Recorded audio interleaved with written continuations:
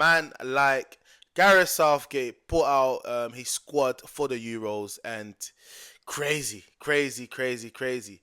There was a few surprises in the selection, and there was a few surprises when it comes to the players that he decided not to pick. So obviously, big up to the guys that are going to their first tournament. Ivan Toney, yeah, going to his first international tournament. Anthony Gordon, Bowen, Eze from Palace, fantastic. You understand? Kobe Mainoo, Cole Palmer, and many more. Yeah, these guys are playing their first tournament, and a lot of these guys have had a good season. But let's talk about the guys that never made it. Raheem Sterling, who was England's best player in the last Euros. For whatever reason, the relationship with Southgate has broken down. He did not get picked. Marcus Rashford, who's, has always been involved in the England setup, has not been picked. Yeah. There's Jordan Henderson.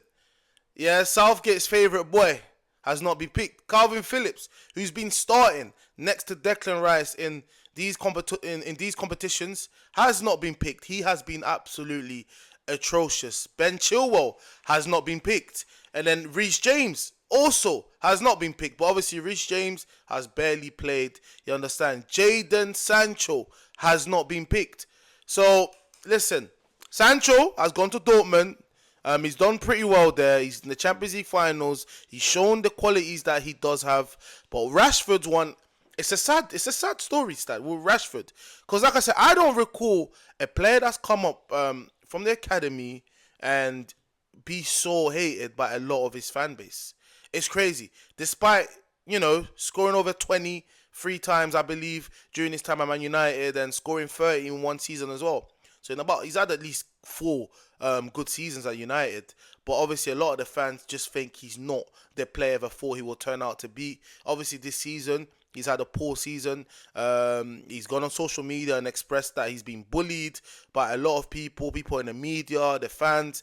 Recently, there was a video where fans was getting rude to him during the warm-up, and obviously he went to the fan and gave it back to him, pause. But like I said, innit, I've not seen a fan base hate on one of their owns like this. At Arsenal, we've got Eddie Nketiah, who hasn't lived up to his expectation, has been decent for us, but we've never turned on him. When he's played, we've supported him. Obviously, fans have expressed that they think he may not be good enough to be a starting player, but hatred where, people putting banners, they don't want him in, has not happened.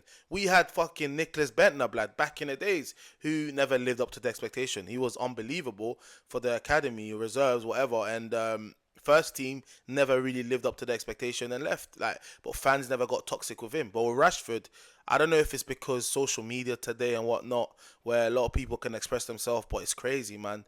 The boy's confidence is gone. This just a season ago, he scored 30, bro.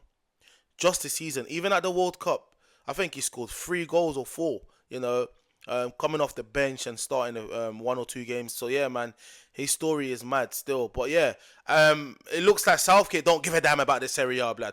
Loftus-Cheek's had a good season. Tomori should definitely be in the England squad. But it looks like Southgate just don't watch the Serie A, bro. That's just that's my answer to why he don't pick them man there, blood. Because there's some guys he said he picked based on the form, and there's some guys he didn't pick because he felt like they've not had a good season, or there's guys that are better than them at this particular moment and whatnot. And yeah, man, so it's going to be a tricky one. England obviously have still a lot of players. Cole Palmer, yeah, going to his first tournament, who has been fantastic. Like I said, Eze's been fantastic as well. And then you got the guys who've always been there, regularly starting for England. Harry Kane. You've got Phil Foden, who's not always been a starter, but has always been involved anyway with the squad. You got Bukayo Saka. You've got Jude Bellingham. You've got all these guys who've scored loads of goals this season as well, man. And then you got Rice, who's had a fantastic season at Arsenal as well. So yeah, England have a good squad, man. Defensively is where I see an issue, bro, honestly.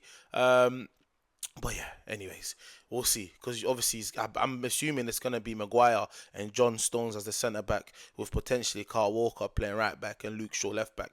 And then when you think about it, Luke Shaw barely played this season. He's injury-prone and whatnot. And we all know with him, there's always an issue with fitness and even getting his body in shape at the right time and whatnot. So yeah, man. But Maguire and Stones, again, that's a bit of a suspect pairing as well. Obviously, John Stones is a very good player, but there's lack of pace from both of them. But anyways, we'll see how Southgate sets up. But yeah, man, the squad has the ability to go far in the competition.